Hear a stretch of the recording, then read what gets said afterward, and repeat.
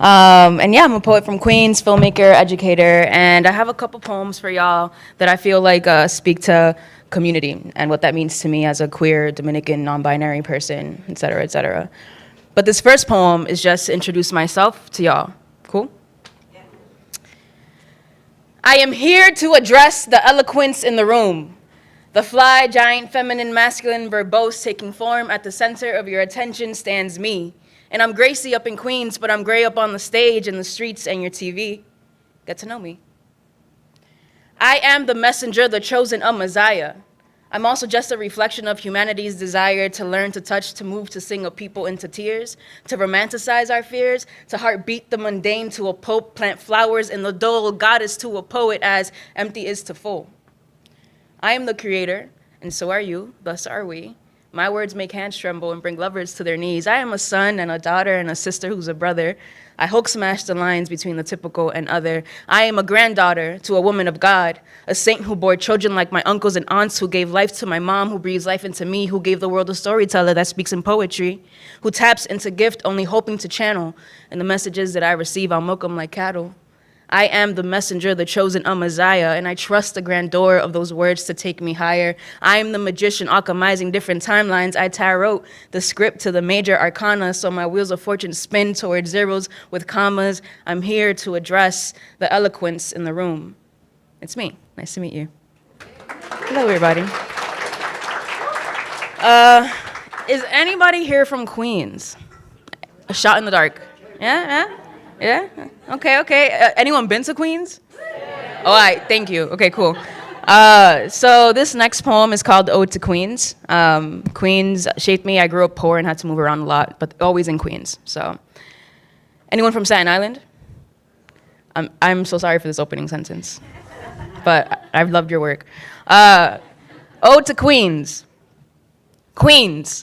The least appreciated borough because Staten Island shouldn't even count as a borough. And if it does, what is there to appreciate? Why should I put myself at Titanic length risks crossing waters to the whiteness of Staten Island anyway? Queens. The home of every home. From India on 74th and Roosevelt to Astoria's Brazil and Greece, Steinway's Egypt, Corona's Dominican Republic and Mexico and Italy, Lefrak City's Nigeria, Jackson Heights, Colombia and Ecuador, Flushing's China, Fresh Meadows, Korea, Jamaica's West Indies, Queens, is a place where all places come together. Where we sit around the domino and chess tables drinking cafecito, bubble tea, Inca Cola, Country Club, Postobon, Morir Soñando. If you sit on the 7 train and listen, you'll hear several different tongues all layered over each other like the soundtrack of the world being sung by the unassimilated. Queens. The home of Nas, 50, Nicki, and I guess Cool J. And yes, also the Mets, and Trump rose from the pits of hell in Forest Hills, and I admit that there's no power I have as a poet that can romanticize his relation to Queens, so let's move on. Queens is one of those places where reality is altered, where people who would have never existed do more than coexist. This is for El Gino at the 99-cent store, who spoke to the woman in front of me in Hindi, the woman behind me in Spanish, to his own daughter in Mandarin, and to me in English. This is for my mother whose callous feet have roamed the streets of Corona to East Elmhurst looking for shelter and finding home in this borough every single time. This is for the Flushing Bay full of crabs for her to catch and mangoes on Roosevelt to remind her of the home she left 24 years ago. This is not for the gentrifiers. Not for the Sperry boat shoes carrying white men to quote unquote foreign lands like their pillaging ancestors. This is not for the condos in Long Island City, the bacon brownies near 48th Street. Bacon brownies, y'all, that's wild. The tearing down of 5 Points. This is not for the new Denny's on Northern where the Colombian bakery was, or the Taco Bell off the 7 on Junction where the pawn shop used to be. This is for Queens, the real Queens. Not for the just left the yuppie Midwest looking for cheap rent and food that's authentic. This is for real Queens, in the public parks, bodegas, Jimmy spots, and libraries that raised me, and of course, Christina's Deli. This is for real Queens and the resistance. On the 7 train going to Flushing, you can see Manhattan devouring the 7, how gray construction swallows Long Island City, and how its stomach rumbles for Woodside like a mechanic capitalist monster nutritiously clamping down on our homes and our cultures, and whatever survives gets appropriated and prophetized. My neighborhood's elotes are not your corn on the cobs. So this is for the organizers and grassroots activists resisting the white apocalypse of gentrification. And so this is for Queens, the real Queens, for the place that raised me. Thank you, thank you. Thanks, y'all. So, I'm Dominican. I did a Fulbright in the Dominican Republic studying folklore. I'm also a filmmaker. That was my jam over there. Took an introduction to Dominican folklore class. Found out a lot of cool stuff, like the history of Dominican merengue. Who knows about merengue here? Merengue's fun, it's cool, right? There's a lot of stuff there. So here's an ode to Dominican merengue. There are 9 stages of Dominican merengue, but they all start with Africa tucked away in a hollow wooden goatskin drum. At some point, la marimba is snuck in like a bass. La guira is ancestor too, as is la tambora, and unfortunately, la guitarra española. Oh, and the accordion belonged to los alemanes, Germans who wanted chocolate, gave us keys for cacao. Shout out to Tatico Enriquez in El Cibao. In the 1920s, the US had the Harlem Renaissance, had saxophones and orchestras and Duke Ellington. In the 1920s, the Dominican Republic had US occupation. So really, in the 1920s, the US had DR, but in 1924, when the US left, DR kept the saxophones. In the 1930s, Trujillo kept the orchestra, murdered and violated and brutalized the island and danced and danced and danced. But on May 30th, 1961, 5 years, 1 week, and 2 days before my mother was born, Trujillo stopped dancing for good. But his puppets kept the beat, and as if paired with feet, merengue took to the streets of New York, of Washington Heights, Jackson Heights, Corona, 1 million hips swaying over ocean, through air, to trade steps with the offbeat, 2 left feet, American Dream. That's that one. Thank you, I appreciate that. This next one, wrote it while I was out in DR, was trying to get my thoughts together. It's literally called Thoughts on Why Folklore is Important to Dominicans of the Diaspora. It turned into a poem, I guess, so here are my thoughts on that. Are there any Dominicans here? Yeah. Hey, que lo que? Okay, this is for us, all right? When Dominicans migrate, specifically to New York, they cannot bring the land with them. They can, however, bring plátano, salami, quesojeo, casabe, presidente, domino, bachata, merengue, rosaries, velas, la novena, la ciguapa, el mal de ojo, coño, come mierda. They cannot bring the country with them, the palm trees, los políticos, the peso, but they can build a shrine, also known as a bodega, also known as New York's colmado, but they still cannot bring los aguacates del Cibao or las matas de mango from their tia's house. When Dominicans migrate, they cannot bring the crisp air, el río Yaque, Guanajuma, el mar de Sosúa. That all stays home. And so when Dominicans migrate, all they can bring is its folklore. And so when the Dominicans who migrated have children who tiptoe on the hyphen between Dominican and American, and so when the Dominicans who migrated have children who sing the Pledge of Allegiance after a breakfast of plátanos con salami, who know que viva Quisqueya without knowing if Quisqueya ever died, who wear the flag on their shirts and bandanas and Instagram bios, who at baby showers ask their tios to let them borrow la guira. And so when the Dominicans who migrated have these children wear their parents' nostalgia and call it Dominican. They do not call it the remains of a land too large to carry. They do not call it their parents' memories. They do not call it glimpses of the motherland on Univision y Telemundo. They do not call it Aventura taught us how to effectively execute Spanglish. They do not call it, who is it that sings Medicina de Amor? They call it Dominican. When they grow older and curious people ask them, what are you? They'll say, I'm Dominican. Where are you from? I'm Dominican. The point here is, Dominican folklore is essential to the preservation of Dominican identity in the diaspora, especially in New York. And first-generation Dominican Americans are a reflection of a mix of a nostalgia that manifests as material, social, and spiritual folklore, and the environmental and cultural ambience of New York City. So that's that one. Thank you. So I'm gay. This next one is very queer. It's called the Gay BCs. Yeah. The Gay BCs. Who knows what is it called? A abecedarian poem, an ABC poem? Have y'all heard of that? Every first line is like a letter in the alphabet in that order. So here we go, the Gay BCs. Angels bathing in hot water, brown-eyed sirens nearby, chrysanthemum necklaces born from daylight. We are, earnestly speaking, fucking like freedom, get the girls turning into heathens against patriarchy, inklings of curiosity turn jaded over time because kissing on TV has always looked like a man and a woman. No wonder there is less fish in our sea. Oyster lips we split like Moses, pussycats wet they purr in oceans, queen on queen action, reflecting attraction on some divine shit. Sex with a woman is holy communion. Thank the heavens and the underworld for our sins and their gifts. Vixens vexed because of war waged by faiths and binaries and an ununiversal truth. Xylophones crescendo towards an orgasm or an undoing. Yearning for touch and ascension, we are light, excuse us, we are zipping past your structures. That's that one. Thank you. Time check? How much time do I got?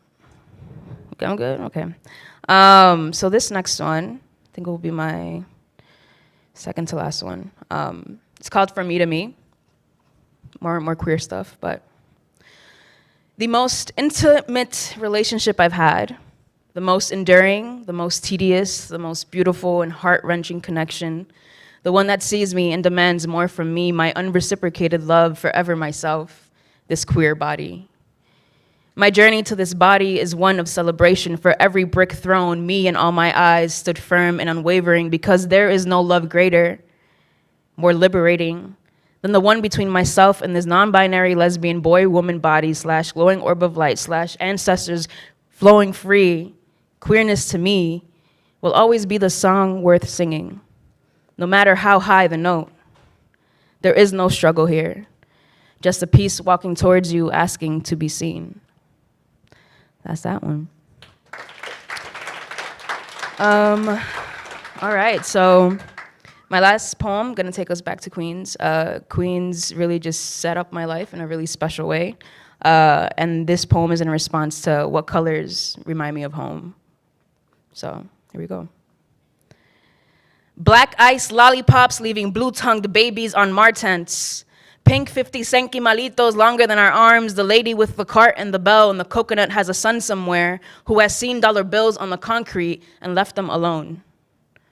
On 108th Street, the steam from soft brown café con leches create a cloud that never rains on our neighborhood bodegas by my middle school, Leonardo da Vinci Intermediate School, known to the hood as 61, has kids till this day who have never seen a red richer than the ketchup on a bacon, egg, and cheese from Left Rack.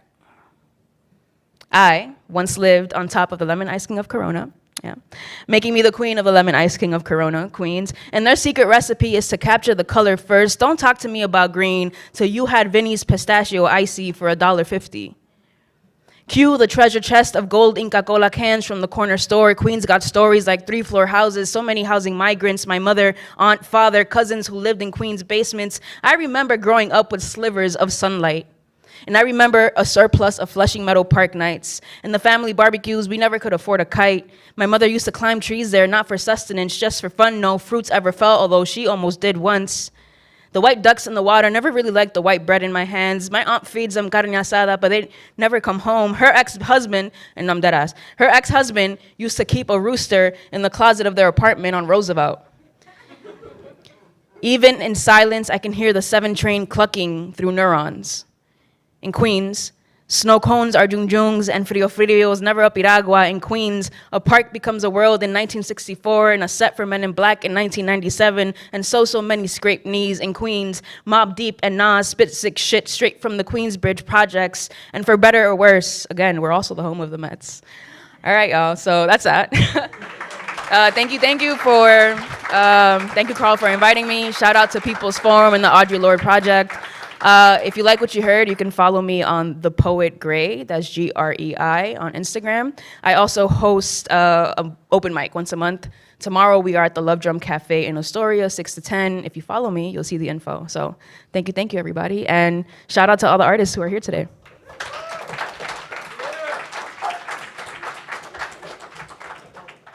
Let's keep it going for Grey. Thank you. And for Queens, home of my Mets. The second best borough in New York City. Sorry, I'm petty, but you know, Brooklyn's kind of the best. Come on. All right, we're gonna keep this show moving. How's everyone feeling though? I feel like vibe check. Are we good? 1 to 10, 9, 10, 8. I won't take lower than an 8. So, all right. for our next performer. Ki Armani is a non-binary Afro-Caribbean multidisciplinary artist from Brooklyn. Woo! Shout out Brooklyn. Ki Armani is a current Create Change Fellow with the Laundromat Project, implementing their own creativity along with cultural organizing in the work they do to support the needs of Bed-Stuy, Brooklyn. Their writing often exhibits the condition of the Black American from a millennial lens, with personal accounts of love, family, oppression, and womanism. Their work can be found in No Dear Magazine, Black Minds Mag, and Great Weather for Media's anthology, The Other Side of Violet. Their other endeavors include curating creative projects, event planning, and community organizing, as Ki Armani is currently launching the organization called It's Time We Get Back Home, a safe haven for fellowship, education, and love in Crown Heights, Brooklyn, again. You can see their work and learn more at kiarmani.com. That's KEARMONIE.com. Can we please give it up for Ki Armani?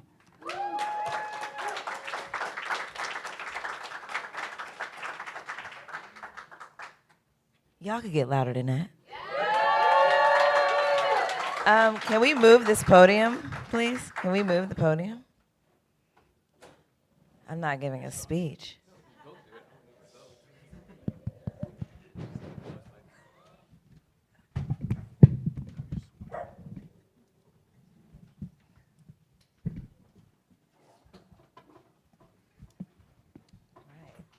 gonna try and figure out how to work this mic stand.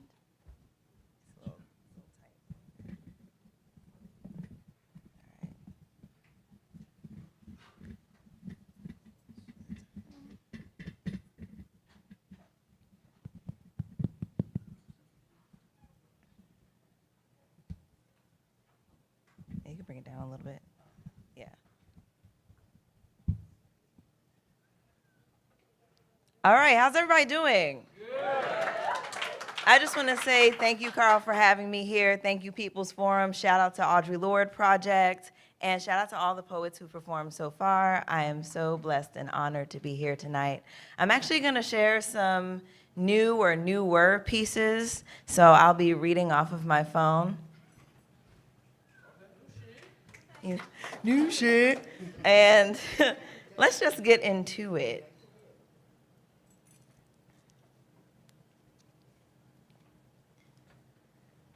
I am afraid we are the last to pray before each meal, to treat body aches as weather prediction while clothes rock by wind on the line, to address every older woman, mommy or auntie, blood or not, to vow death before dishonor and always stand to greet someone when they enter a room. We are the last. We are children who decided that loving who loves us may dismantle honoring thy parent and thy elders. I worry that all that raised me will soon be erased by borders, brokenness, and language barrier. And the only family I know is just within 100 feet of me. My children may never know of curry goat and calypso, Basquiat, Belafonte, and Portier, the Haitian immigrants who were here during the Harlem Renaissance, over in San Juan Hill, now home of Lincoln Center Opera. I think we were the last to sprinkle conversation with wagwan and cha and una. Someone once told me that America is the only country that happens to you. Once you are here, you become a part of it, given your hyphenate at the border. Generation after generation will sink deeper into the quicksand trap of Black Americans ain't got no culture anyway, and you will be masked by it. A rash, a burn, a plastic bag over your head. I am afraid that black is black is black is black until black and white photograph faded forgotten. I'm afraid that we are the last. I'm almost mad at myself for not playing enough Bob Marley, for not doing more research or reading more books, or asking my grandma who my family was. I'm almost mad at myself for replacing jerk chicken with something vegan and processed and American. What does Trader Joe's know of the origin of oxtail? What does Atlantic Avenue know of the transatlantic slave trade? My culture, my black culture, my black Afro-Caribbean, Jamaican, and Haitian brought from West Africa culture, just as faded as my mother's accent, just as choppy as my father's understanding of Creole. I'm afraid this poem ends with no resolution. As simple as it was for this city, my city, to take the Catholic school I attended as a child and turn it into a fancy apartment complex. The very school where I first learned how to tie my shoes. The school where I bought ackee and saltfish for Multicultural Day, where I praise danced for the after-school talent show while the older girls sang Destiny's Child. As simple as it was for this city to erase all of that, what will become of me? Thank you.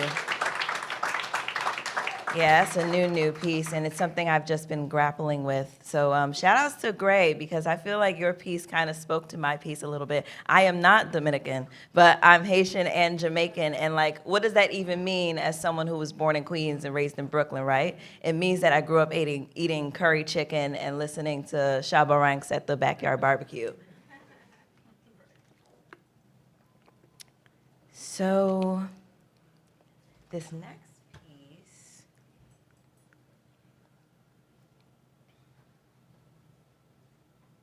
let me find it. All right, so who's in the house? Let's do a borough check. Where's Brooklyn at?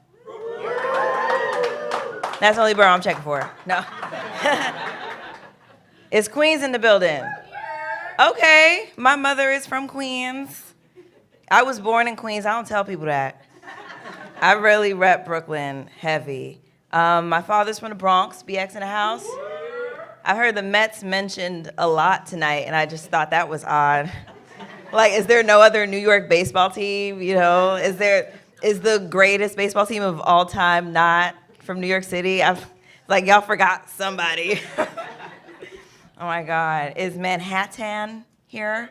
LES, or where are you from? Harlem. Upper West Side? Okay, well, I call that Harlem. Harlem is in the house. Okay.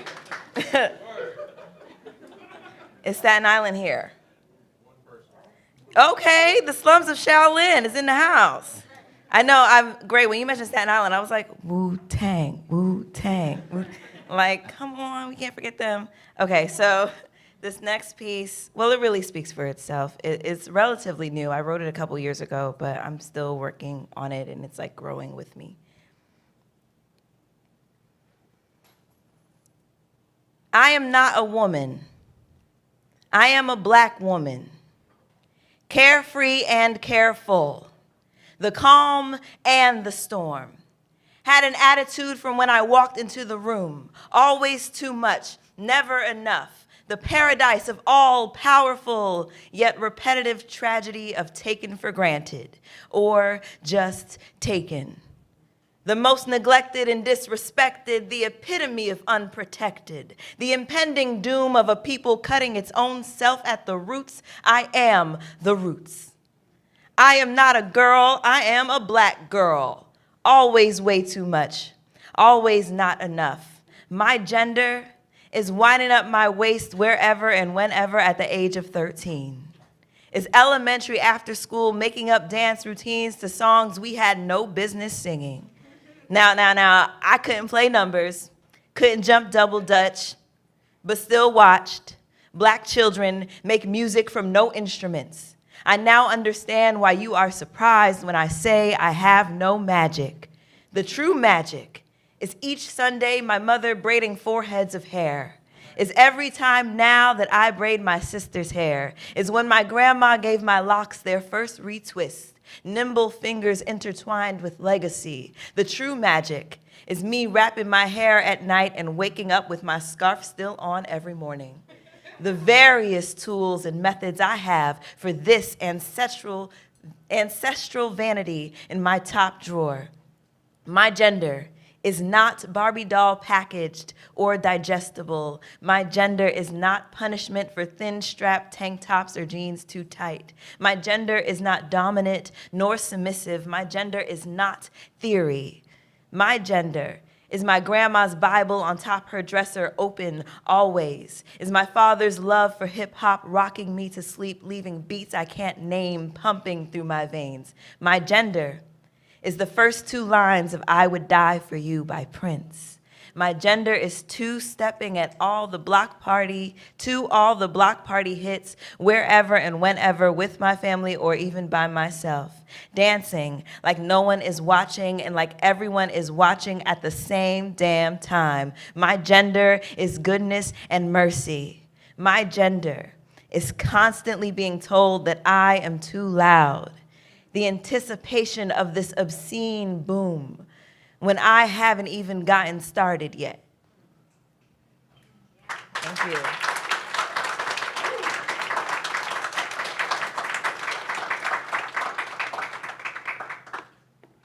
All right, how's everyone feeling? We good? We good? Okay. So before I move on, as mentioned in my bio, that was the full bio. You ain't have to read all of that. That was so dense. I am the founder, creator of an organization called Time We Get Back Home. We are a community safe haven for fellowship, education, and love based in Crown Heights, Brooklyn. I conceptualized the org about 2 years ago, and I've done a few community events throughout that time.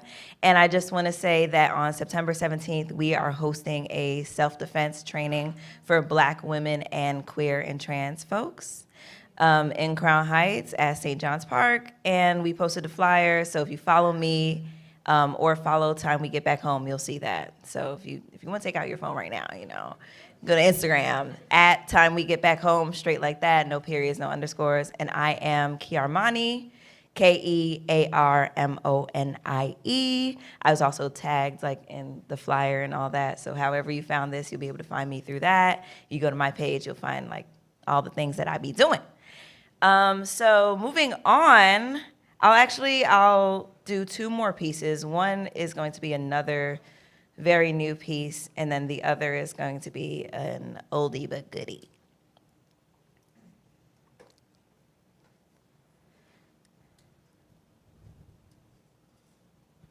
So I wrote this after hearing about O'Shea Sibley's death. So it is pretty recent. I hope to never read this poem out loud. How a dead Black someone can live on and on and on the page, yet not breathe once again. I heard Denez Smith say, "Don't call us dead." And then looked at my phone that night to see that y'all niggas weren't listening. To think, I allow myself to be consumed by the politics of it all. Who is gay? Who is not? Who allowed queer to fill their mouth like blood after a beating? And how many closets does it take to unravel Supreme Court laws? When someone has just been murdered at a gas station. The New Yorker I am said, that must have been in the South. I was raised in a city that pretends its own garbage, rat-infested streets don't stink. It was right here in Brooklyn. How did I misspell Brooklyn? I'm gonna have to bring that back, I'm sorry. I was raised in a city that pretends its own garbage, rat-infested streets don't stink. It was right here in Brooklyn, come again, right here on Beyonce weekend. The queers were out. They, them, and glitter, sparkles, and dead names. The last shattered disco ball of a dead genre. A glare of freedom blinding our eyes for a second. A 500 feet tall progressive flag reflecting off the faces of Black, queer, femme, trans, mask, and so on, and so on, and so on. Some of my own friends, who I didn't even know had more money than me, filled a literal football field. Mouths wide open, a million little sirens, I'm that girl, you won't break my soul, and painting the world pussy pink. The irony singes my fingertips. Beyonce can make music for gay people, make millions off of gay people, and go back to her mansion or what have she, and someone was just murdered at a gas station. Their body pirouette, duck walk, a grand jeté midair, cut short.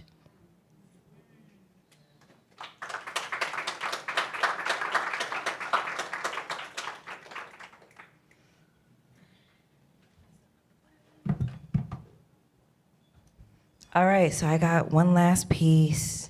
Like I said, it's an oldie but goodie. I've been doing this poem since 2016. And, but it's similar to the first one. I got the same sentiments.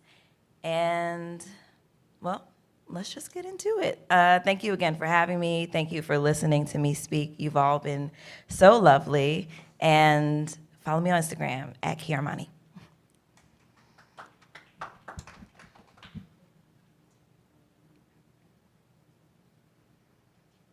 The construction site has a window in the boarding, so you can see exactly what massacre they make of us. Condos like upright slave ships as mechanic cranes noose my childhood. They coffee shop our hip hop like we don't got value. Up the ante on our livelihood like we don't have value. My mother comes from Jamaica, by way of Jamaica, Queens. My father is from the Bronx, with family from Haiti. I guess this America was never really ours.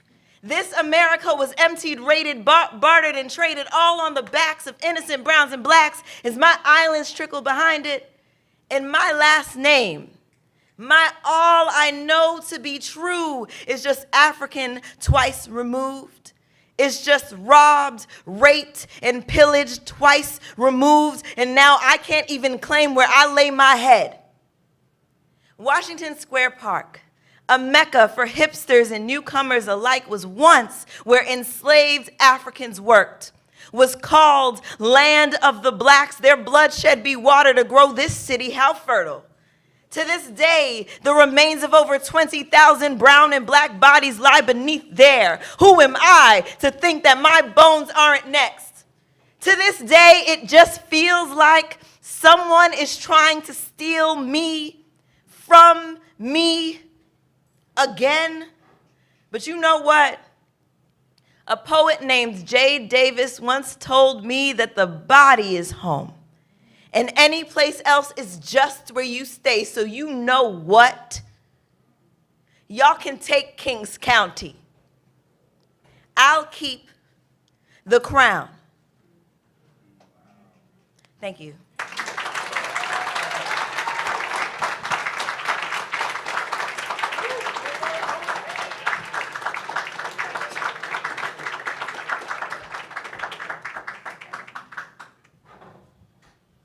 Let's keep it going for Ki Armani, please.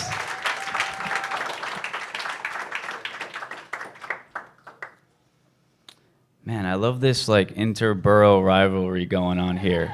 Did we mention that the Yankees are in last place? No, we didn't mention that? Oh, sorry. Sorry. Yeah. You're right.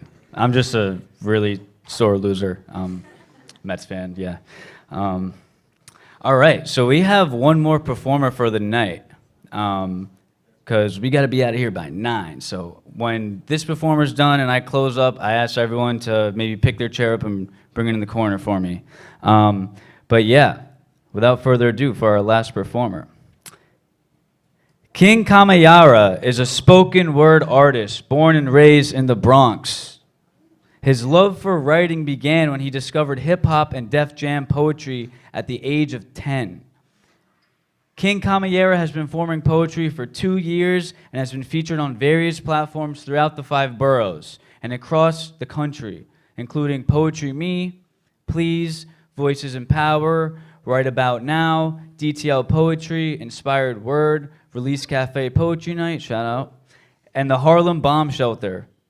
As he works to establish his legacy, he draws inspiration for his work from his own journey of overcoming insecurity and anxiety and hopes to encourage others to embrace their individuality. Can we please give it up for King Kamayara?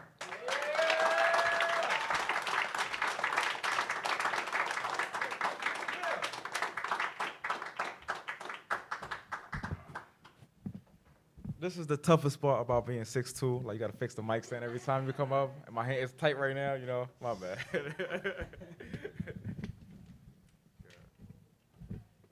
it. Thank y'all so much. Can I get a year? I know y'all can get loud on that. Can I get a year? Can I get a night? Can I get a big round of applause for all the dope poets who went on stage? Please give it for them.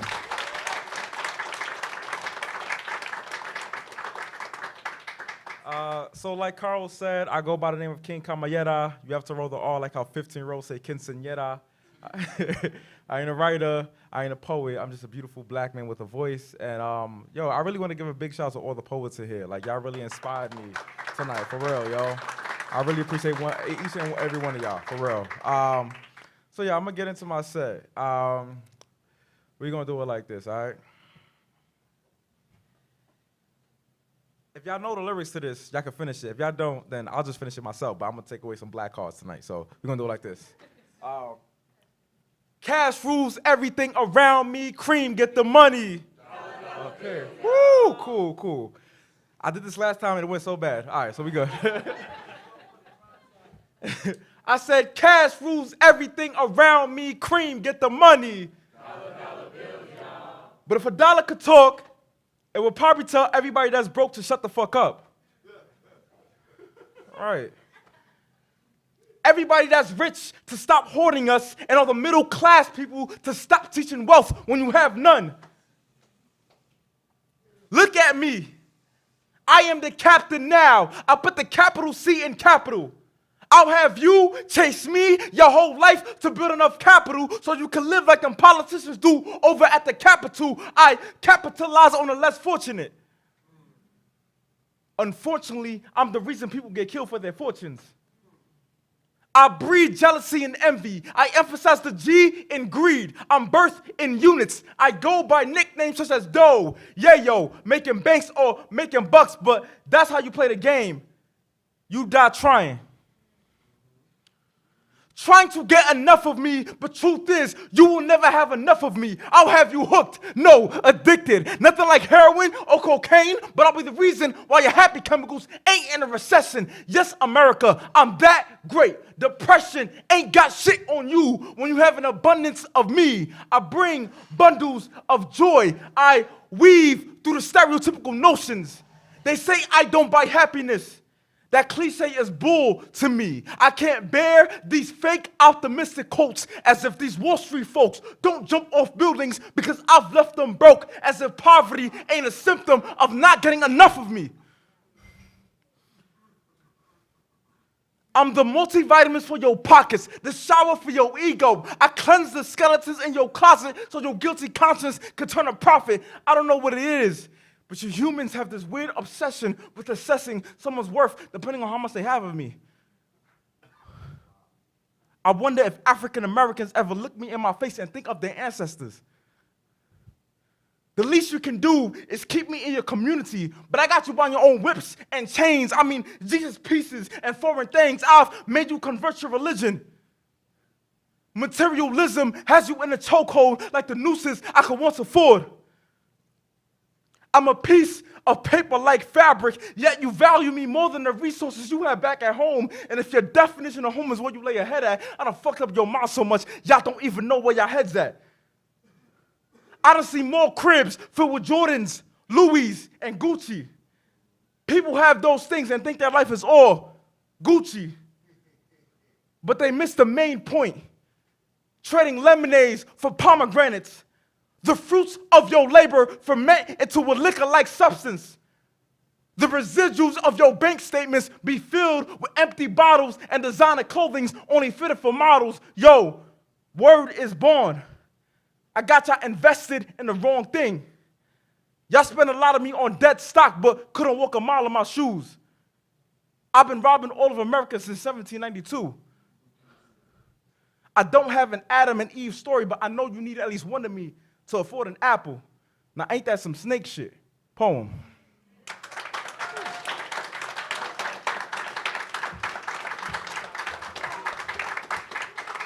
I appreciate y'all. Thank y'all so much. You know, the funny thing to me, when you see a dollar, right, like it has like "in God we can trust" on it, you know what I'm saying? But yet on the face of it is a slave owner, a former slave owner who separated families and killed other people. You know what I'm saying? Like, isn't that crazy? Like, you know what I'm saying, right? And then they have the audacity to want to put, I don't know if they did it already, but put Harriet Tubman on a $20 bill, I guess, or whatever. Like, it's like, come on, son. But it's just so funny to me that I feel like America just ran on this like concept of like "in God we trust," or like the NYPD is like "in NYPD we trust," or in like, you know, we're supposed to trust, like we're supposed to run with this blind faith with America, like, but y'all done fucked up for how many years now? You know what I'm saying? Like, so like it has me thinking sometimes, like, you know, and I'm a very religious person, you know what I'm saying, but it also has me like sometimes I'll be in my room and I pray, I like, you know, kind of say a prayer like this. It's like, God, I write this poem with the intentions of not to disrespect, but to understand. While my prayers have barricaded the innocent children from the dangers my people have suffered from. And to my people, I ask, what's faith? In a world full of deceit and hate, it makes it so hard for a brother to trust and love. Who or what am I supposed to believe in when cops patrol our vicinities with loaded guns? The biggest gangs in this country wear badges and are licensed to kill. What's even more fucked up, their salary comes from the people that they kill. This shit is taxing on a brother who's not sure what to believe. Ever seen a pig on a horse? Those be the real killers. Those be the real killers with 3 Ks, and I ain't talking Andre. Now, I don't mean to disrespect God in any way, but I have a question for my people. Do you think God really loves us? Or is that he loved them white folks just a little bit more? I mean, just look how they paint Christ. I've never seen a darker hued person with brass and wool features that have blue eyes. Look how they lie to our eyes. What's faith? Majority of the minorities getting killed as pain turns into blood spilled. Minors getting 5 to 10 with misdemeanors. Accident murderers carrying heaters and cold demeanors. Juveniles who are forced to grow up fast, but adults who ain't supposed to make it past 25. Joke's on us though, we barely made it through the cracks. The first time I saw a snowfall wasn't from the sky. To be frank, the last time I was a saint was when I seen a street pharmacist turn a hard rock into a gem. Thank you. Ain't no American dream for my people when you trying to make $1 out of 15 cents, my brother, what's faith? When I've been enslaved to the misconceptions of what pro-life means. A country with a dirty past where Puritans bathe in impurity. Trying to stay clean, but they addicted to money, corruption, and greed. A community of hype beasts. We're controlled by the supreme. Courted by the imagination that someone in the White House gives a fuck about what goes on in the Black House. We follow the rules written by slave owners and outdated amendments, not to mention the 13th barely made us free. What's faith? Attempting to emancipate from poetry that's chained to trauma. Hard to run away when Hollywood sensationalizes your culture's drama. Matter of fact, name me a black movie that isn't about trauma that has won an Oscar. I'll wait. What's faith? Rappers from Atlanta teaching young thugs how to earn cash without them being paper boys. What's faith? In a country where we're more concerned about controlling a woman's womb rather than controlling the guns that put the 15, 16, 18, 26 kids in a tomb. Do y'all see how we repeat the same mistakes? What's faith when I don't believe in myself? So how am I supposed to believe in a God? What's faith for my people when black is only beautiful when we turn into murals? God, can you give me the faith to believe in mankind again? Poem.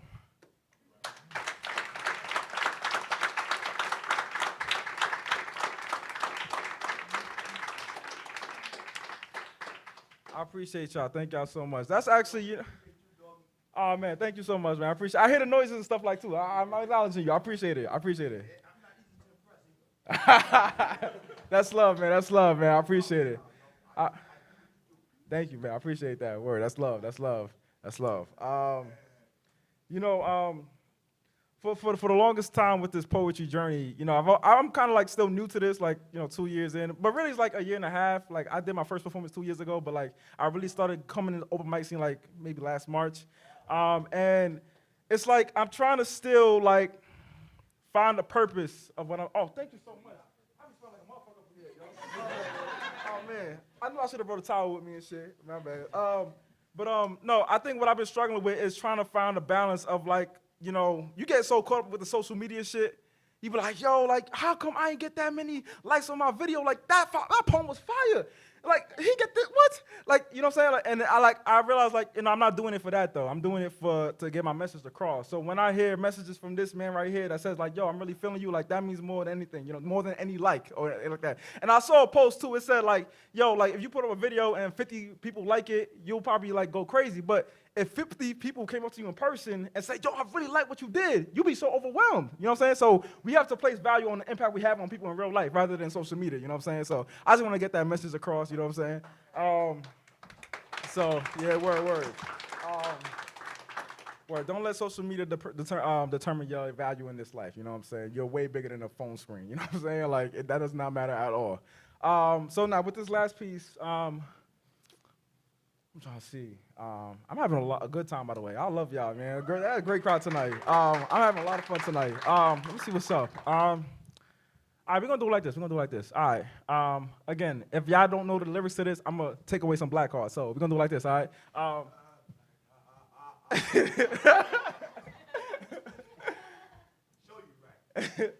Some say the blacker the berry. Some say the blacker the berry. I say the darker the flesh, then the deeper the roots. I've been a victim to lies. Now how about you? I pray this poem hits home and brings you closer to truth. I hope we can look in the mirror and say, I love you, because a world with you means the world to me. And the black on you is the most beautiful thing you see. Some say the blacker the berry. Some say the blacker the berry. When your skin is as dark as mine, you can see the trauma I've been through. It seems the darker the skin, the more races become racist. Shameless white faces put the blame on the continent where our DNAs were made from now. Make that make sense. What's a home to my unborn offspring when she's in a land where they're talking to a man she's supposed to call a father? How am I supposed to instruct my future son to tone down his melanin when he lights up a room like he heaven sent? Unfortunately for us, there's no guide, handbook, or manual on being a black parent. Shit, we still trying to figure out how the fuck to deal with Karen. I mean, she in aisle 2, turning up a storm, getting away scotch-free. I'm at a traffic stop with 2 hands on the wheel, hoping I don't end up on the news saying a cop shot me. Now, let's keep it real. I'm still in fear that an Arizona iced tea and Skittles could be my last meal. Let's keep it real. Every time I get into my car, I fear that it might be the last time I remind my little sister to put her seatbelt on and to tell the truth. I never, ever forget to tell my parents I love them, because it could be the last time I hear, I love you too now. This is just a day in a life when your skin is as dark as mine. Across all cultures, darker people suffer the most, and I can give you 3,000 reasons why. For a long-ass time, I've tried, staring myself into the mirror, and for some reasons, I cannot utter the words, I love you. They've tried to erase so much of our rich past to make us feel like poor souls.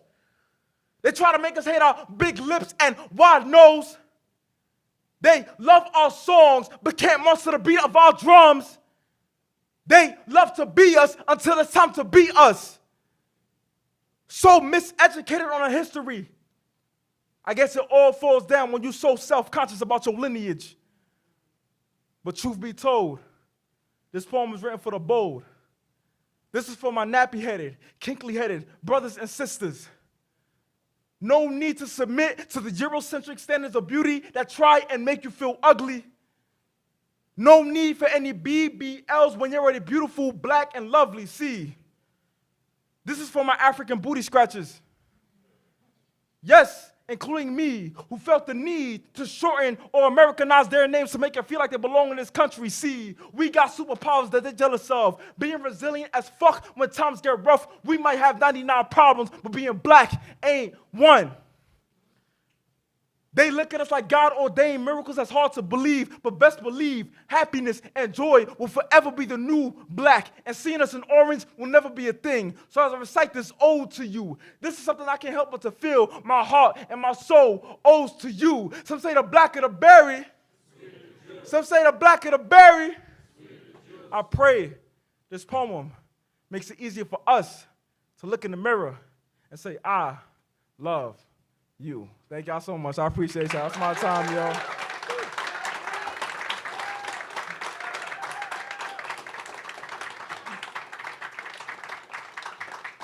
I appreciate y'all. Thank y'all so much. So that's my time. I want to make sure we get out here by 9 o'clock. Usually on stage I will go on and say like, yo, this is my Instagram and stuff like that. But like, yo, if you really want my Instagram, just come up and talk to me. I'm not doing it for Instagram or likes or anything like that. I'm doing this to send a message to y'all. So if anything, I hope y'all leave with a message, and I inspired each and every one of y'all. Thank y'all so much. My name is Ki Armani. I appreciate one of y'all. All y'all. Thank y'all.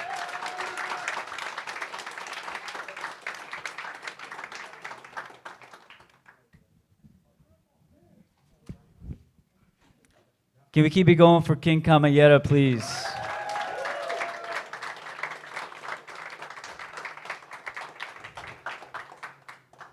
All right, man. Are you guys exhausted? I'm exhausted. In a good way, in a good way.